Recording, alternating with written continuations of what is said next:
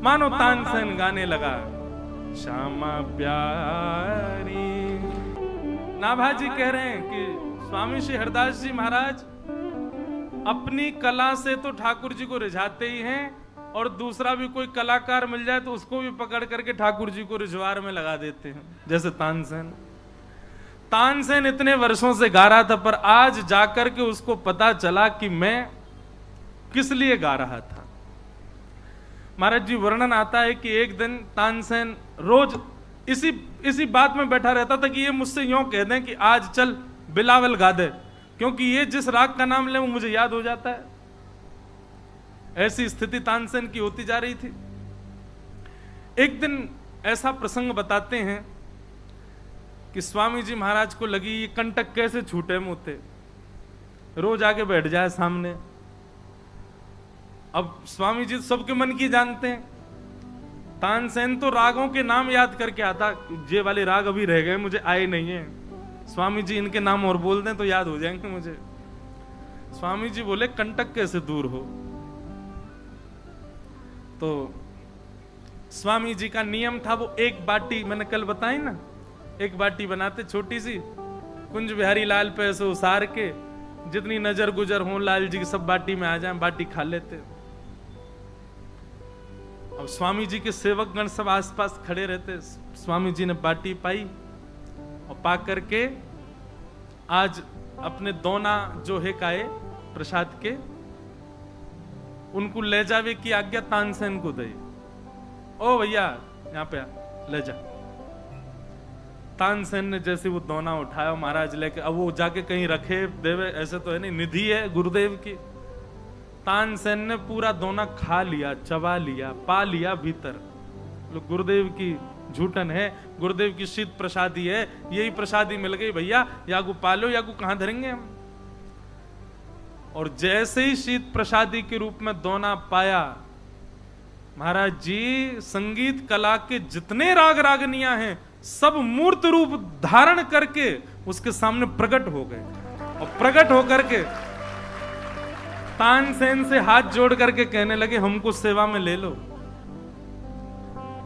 स्थिति तानसेन की ये कर दी, अब राग रागनियां चारों तरफ घूमती हैं तानसेन की। तानसेन को जो गाने का मन होता उसी राग को देखता, हाँ भाई तुम आ जाओ, उसको गाते हैं। अब ये कृपा नहीं करी, ये तो स्वामी जी ने हमारे क्यों जल्दी अब ये सब सीख साख जा भाई यहाँ पे बैठो रहे पूरे दिन यही। लेकिन तानसेन तो जैसे देखा समस्त राग रागनियां प्रकट हो गईं, स्वामी जी के चरणों में जाकर के प्रणाम किया। बोले भगवान आपने बड़ी कृपा करी, बड़ी अहेतु की आपका अनुग्रह मुझ पे हो गया, मुझे सदा के लिए आप यहीं रख लो, मैं कहीं नहीं जाऊंगा, कुंज बिहारी लाल जी को गा गा करके सुनाया करूंगा। स्वामी जी बोले इतना भार डोबे की मेरी इच्छा ना है, तू चलो जाए आते। क्योंकि तानसेन के मन में अभी भी क्षण की ये भाव तो होता था कि मैं गाऊं तो कोई रिजवार वाहवाही करे, नहीं तो सीखने की इच्छा ही नहीं होती उसके। उसको ये लगता है जितना है पर्याप्त है, लेकिन उसको अधिक और लेने की इच्छा क्यों है? क्योंकि वो अभी भी ये चाहता है कि मैं समाज में जाऊं, सब मेरी प्रशंसा करें। इसी बात से स्वामी जी समझ गए कि अभी ये सेवा के लायक नहीं है ठाकुर जी की, अभी इसको और निपुण होने की आवश्यकता है। तो स्वामी जी बोले जाकू खुद से दूर करनो हो, वाकू कोई लोभ दे दो। एक भोरी सखी जी का पद है ना, ऐसो दुख दीजो ही हमारे, उस पद में एक बात बहुत अच्छी लगती है, बस सबरो ही पद अच्छा है।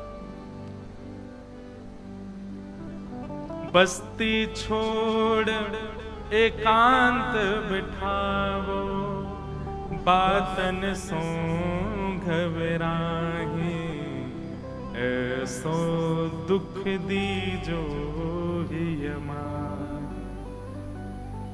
बोरी सखी कह रही हैं मुकु सब जाने पहचाने, सब मेरी प्रशंसा करें, या से मुकु दूर रखियो श्यामाजू। भैया एक बात कहें, हम तो कथाकार बन गए, कथाकार बन गए तो प्रशंसा भी मिले, लोगों को प्रेम भी मिले, स्नेह भी मिले, आदर सम्मान भी मिले, पर एक बात आपको बहुत स्पष्ट रूप से कह दें, भक्ति में ये बहुत बड़ी बाधा है। आज आपने बाबा ने मुझको कमल दे दिए मंच पे आके, और कल बाबा कमल नहीं लाए और सामान्य कन्नेर फूल लिया है, तो मेरे मन में दोष आ जाएगा। हैं बाबा, कल तक प्रेम ज्यादा है, कमल फूल आ रहे, अब कन्नेर आ रहे हैं। आप लोग मेरे लिए बढ़िया वाले वस्त्र ले आए, महंगे वाले, तो आज तो स्वीकार कर लिया, लेकिन कल अगर सस्ते वाले ले आए तो मन में दोष, अच्छा कल तक बढ़िया लेके आए, अब तो ऐसे ही ले आया। सम्मान से ये दृष्टि प्रकट हो जाती है। अब क्या करें, हम तो प्रयास तो महाराज जी रहता है कि सम्मानम कलयाति घोर गरलम नीचपमानम शुधा, पर हमारे वृंदावन शतक में कहते हैं कि साधक को सम्मान से बचना चाहिए।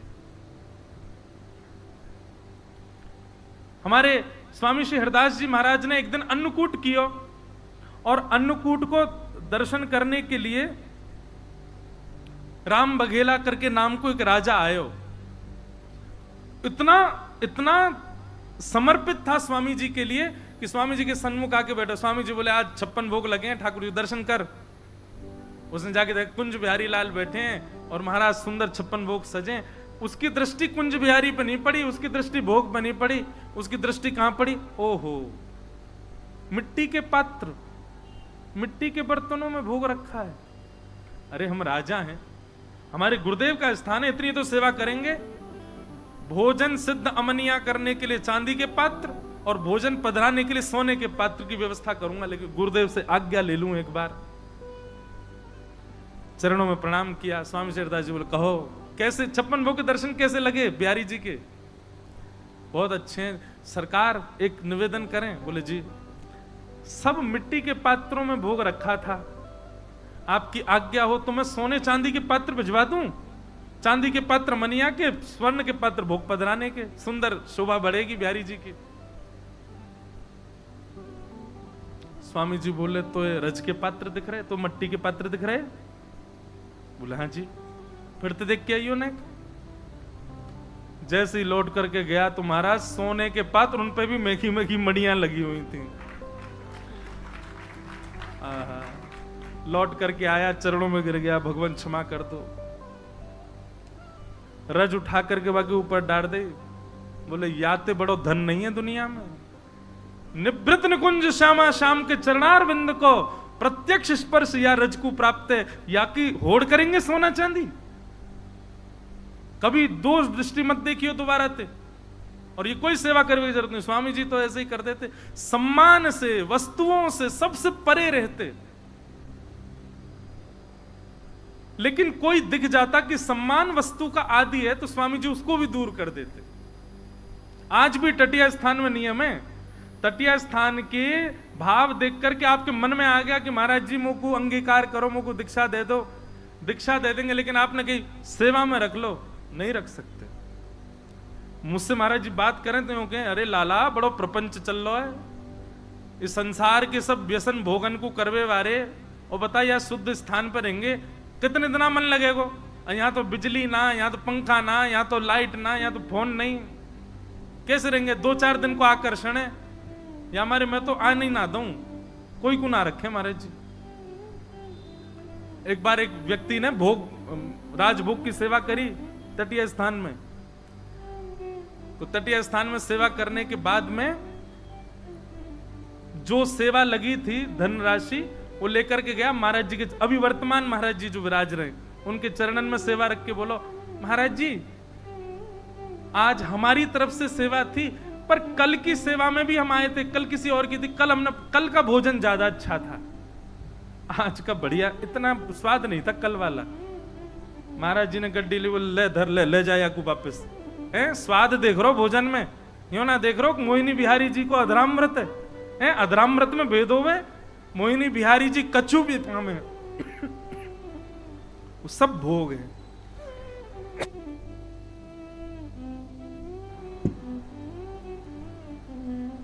आज भी वही नियम चल रहा है स्वामी जी की परिपाटी का।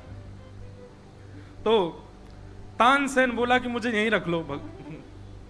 स्वामी जी बोले अभी अधिकारी नहीं बनाए। स्वामी जी बोले सुनो तुम चले जाओ दिल्ली। बोले क्यों? वहां बादशाह अकबर तुम्हारी प्रतीक्षा कर रहा है। अकबर का नाम सुनते ही तानसेन के तो बोलो ओहो गा के सुनाऊंगा, सोने की मोहर दिया करेगा। अच्छा गुरुजी कब जाऊं? बोले है गई, बस है गई श्रद्धा पूरी नेक में, निकल जा। और वहां जाकर के ये राग गई, राग को नाम बोल दियो, तेरे राग को सुनकर के तेरो तेरो तेरो कहा के तेरो मुनीद है जाएगो अकबर। ठीक है। तानसेन तो तुरंत प्रणाम करके क्षण भर भी नहीं रुको, तुरंत भाग गया दिल्ली। स्वामी जी तो सबके हृदय की जाने।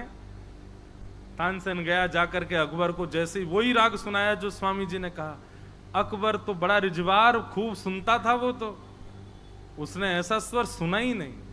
महाराज सिंहासन से उठ करके आके खड़ा हो गया, तानसेन जी के सामने आकर के बोला, मेरे नवरत्नों में मैं आपको शामिल करता हूं। क्या गाते हैं आप, मुझे लगता है पूरे ब्रह्मांड में, इस त्रिलोकी में आप जैसा गाने वाला नहीं। अब उसकी तो उर्दू भाषा रही होगी, हम तो ऐसे ही बोलेंगे, और उसने जो भी बोले वो शब्द। लेकिन तानसेन को तभी स्मृति होने लगी अपने गुरुदेव की। बोले देखो, आप हमारी गायकी की प्रशंसा करो, सब कहो, सब अच्छी बात है, पर इस पृथ्वी पर सबसे अच्छा गायक ऐसा तो बिल्कुल मत कहिए। अकबर बोला, मैंने पूरे भारत के गायकों को सुना है, मुझसे अच्छा श्रोता कोई नहीं होगा, तुम्हारे जैसा स्वर मैंने सुना ही नहीं है आज तक। तानसेन जी बोले, अभी आपने हमारे गुरुदेव स्वामी श्री हरदास जी को नहीं सुना। हमारे गुरुदेव का स्वर सुन लोगे तो आप ये बात कभी नहीं बोल सकते। वहीं एक पात्र में जल था, एक बड़ा पात्र था, उस पात्र में उंगली बोर के निकाली, बोले इसमें जो बिंदु आई है ना, मेरी गायकी तो इसके समान है, मेरे गुरुदेव की गायकी तो विशाल सागर के समान है, अद्भुत गाते हैं। अब अकबर तो बादशाह है, जहां पना, वो तो वैसे ही आगे, अच्छा चलो गुरुजी को बुलवाओ अपने को। तानसेन मुस्कुराने लगा, वो कभी नहीं आएंगे। वो क्यों नहीं आएंगे? बादशाह बुलाएगा, जहां पना बुलाएगा, वो नहीं आएंगे। बोले आप बादशाह एक देश के हो, वो जिस बादशाह को लिए बैठे हैं वो पूरे त्रिलोकी का बादशाह है, ब्रह्मांड का बादशाह है। और महाराज बड़े राजाओं की सेवा में रहने वाले छोटे मोटे गांव के राजाओं के पास नहीं जाते। ब्रह्मांड का राजा बैठा है हमारे गुरुदेव के पास, वो आपके पास क्यों आएंगे? कभी नहीं आ सकते। अकबर की तो अब रट लग गई, जब भी मिले तानसेन से, मुझे स्वामी जी हरदास जी का स्वर सुनना है, मुझे उनका स्वर सुनाओ, मुझे उनका। बोले उसके लिए तो आपको वृंदावन जाना पड़ेगा, और वृंदावन जाने के लिए आपको अपना राज स्वरूप त्यागना पड़ेगा। इतना आदी हो गया स्वर सुनने का, उसने स्वीकार कर लिया, मैं राज स्वरूप त्याग कर दूंगा, लेकिन मुझे स्वामी जी का स्वर सुनाओ। तो बोले फिर राज स्वरूप त्यागना पड़ेगा तो क्या पहनना पड़ेगा मुझे? वो तानसेन बोले, झांपना क्षमा करना, गुस्ताखी, आपको मेरा दास बन के चलना पड़ेगा, मेरा खवासी बन के चलना पड़ेगा। बोले मतलब? बोले गायकों के साथ में पीछे तानपुरा वाले बैठे रहते हैं, तंबूरा उठा के चलते हैं, आपको वो बन के चलना पड़ता, तब तो स्वामी जी सुनाई देंगे, नहीं तो नहीं। अकबर ने एक रात सोचा, दूसरे दिन बोला ठीक है तैयारी, क्या किसी को पता थोड़ी चल रहा है, मैं तंबूरा उठा के चल दूंगा, सुना दो। तानसेन बोला दूसरी बात, आप बोलते बहुत हैं, क्षमा करें, गुस्ताखी क्षमा, आप बोलते बहुत ज्यादा, गुरुजी के सामने ज्यादा बोलना नहीं, चुपचाप स्वर सुन के निकल लेंगे वहां से।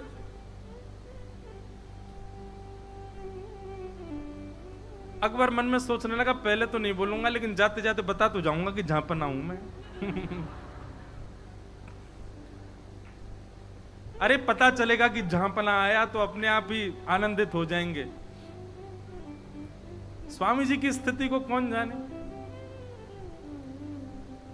अकबर आया, मथुरा तक तो सेना लेके आया, मथुरा में अपनी सारी सेना छोड़ी, अपना पूरा रूप बदला, बिल्कुल महाराज दीनहीन से वस्त्र पहन लिए, तंबूरा उठा के तानसेन के पीछे दास बन के चल रहा है स्वामी जी का स्वर सुनने के लिए। निधिवन राज में प्रवेश हुआ, स्वामी जी अपने मानसी में विराज रहे थे, तो तानसेन आदि कुछ लोगों को अंदर प्रवेश था, बाकियों को बाहर ही रोक दिया गया।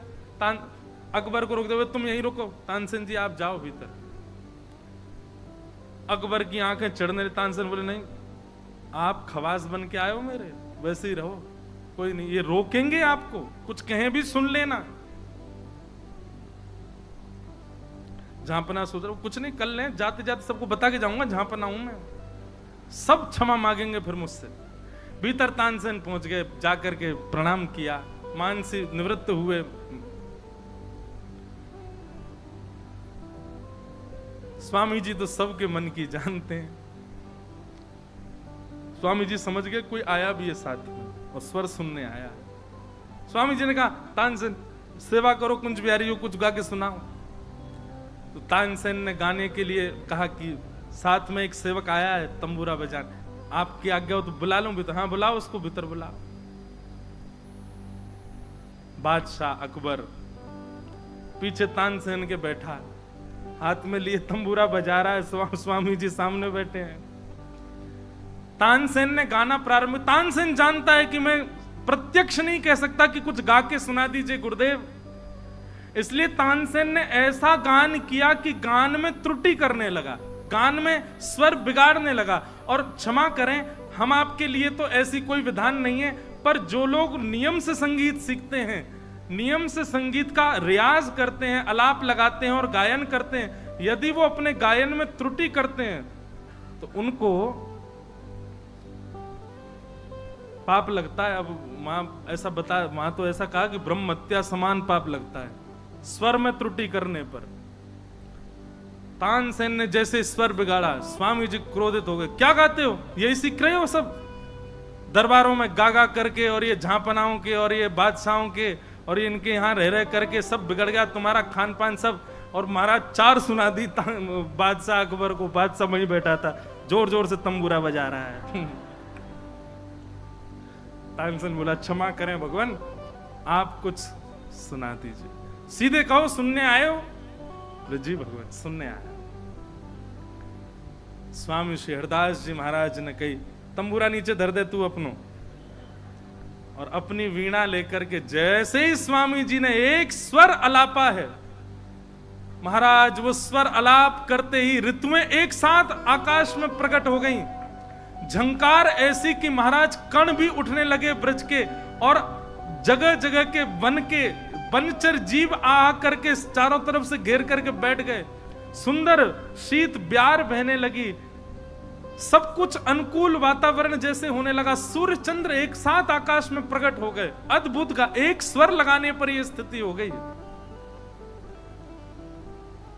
बादशाह के तो नेत्र बंद हो गए, स्वर सुनते ही। वो तो श्रोता बहुत ऊंचा था, एक स्वर सुनते ही वो तो भूल गया कि मैं खवास बन के आया हूं, मैं तानपुरा उठाने वाला बन के आया हूं, सब भूल भाल गया। स्वर सुनते ही उसके मुख से निकला, वाह वाह वाह वाह वाह वाह। और जैसे ही उसने वाह वाह करी, स्वामी जी तुरंत मौन हो गए। बोले, कौन है ये, कौन आया तेरे साथ में? भगवान क्षमा करें, क्षमा करें। बादशाह हिंदुस्तान अकबर वो आया है।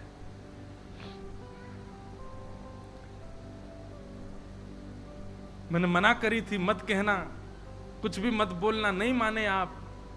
स्वामी श्री हरदास जी महाराज क्रोध में भर गए, बोले, अरे चोरी करके आता है भीतर, हमसे आज्ञा नहीं लेता है। अरे ये कुंज बिहारी जी को स्थान है, उनको स्थान है, हर कोई ऐसे मुंह उठा के थोड़ी चलो आवे को। और झांपना मन में सोच रहा है कि इनको तो पता चल गई मैं झांपना हूं, तो भी नहीं कुछ ऐसा कर रहे कि अच्छा अच्छा बोले, अभी भी सुनाए जा रहे हैं। लेकिन तानसेन ने बार बार प्रणाम किया तो स्वामी जी थोड़े हो गए। किस बात से रीझ गए कि चलो कम से कम कुंज बिहारी की सेवा करने वाले को दास बन के आयो है, या हमारे रीझ गए। चल यही बात ते रीझ गए कि कम से कम राजा के रूप में नहीं आयो, दास बन के आयो है। बादशाह कहने लगा, भगवान मैं आपका स्वर सुनकर के बहुत आनंदित हो गया हूं, मुझे कुछ सेवा प्रदान कीजिए। आप कहें तो मैं पूरे निधिवन राज को महल जैसा बना दूं, सोना चांदी हीरे। तानसेन उंगली पकड़ रहा, मत बोलो, स्वामी जी के आगे ये सब अपना वैभव मत बताओ। तानसेन का हाथ झकझोरते, आप कहें तो मैं मड़ियों से मंडित कर दूं, आपके ठाकुर जी जो हैं कुंज बिहारी जी, इनका बढ़िया मंदिर बनवा दूं, शीश महल जैसा बनवा दूं, खूब सारे ठाकुर जी दिखा करेंगे उसमें। आप मुझे सेवा बताइए, आप कहें तो मैं आपके आपकी आपकी मेहमान, आपकी नवाजी में ये कर दूं, ये कर दूं, बोलते ही जावे।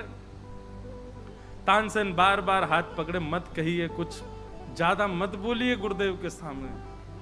स्वामी जी महाराज सुनते रहे, नेत्र बंद करके। तानसेन बोला, इसको तो बाहर करेंगे कि यूं नहीं, मुझे भी त्याग दें, कि तू भी चलो जा, जीवन में मत आइयो। तानसेन घबरावे मनी मन। अकबर बोले, आप कहें तो महाराज निधिवन, क्या मैं पूरे वृंदावन में मणियां लगवा दूं? तानसेन को क्रोध आया, बोल पड़ा, चुप है जा बावड़े, मत बोले, ये गुरुदेव में स्वामी जी हरदास जी महाराज हैं। स्वामी जी महाराज के नेत्र खुले।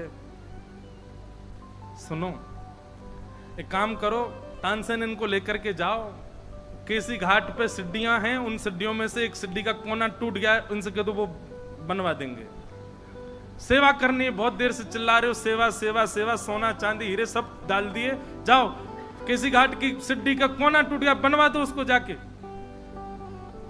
अकबर कहने लगा, आप हिंदुस्तान के बादशाह से कह रहे हैं कि सिड्डी का कोना बनवा दे? अरे महाराज आज्ञा तो, बोले तू पहले कोना बनवा दे, फिर आगे की आज्ञा करूंगा। जमुना जी में नाव में बैठा करके बादशाह को घुमाया। महाराज स्वामी जी ने ऐसी दृष्टि कर दी बादशाह अकबर की कि संपूर्ण वृंदावन मणिमंडित दिखाई देने लगा।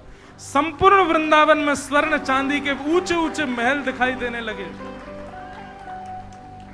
श्यामा श्याम को विलास स्वरूप, स्वामा श्याम जहां नित्य विहार करे, वृंदावन ऐसा सुंदर कि कभी जीवन में कल्पना भी नहीं करी थी अकबर ने ऐसे वृंदावन की।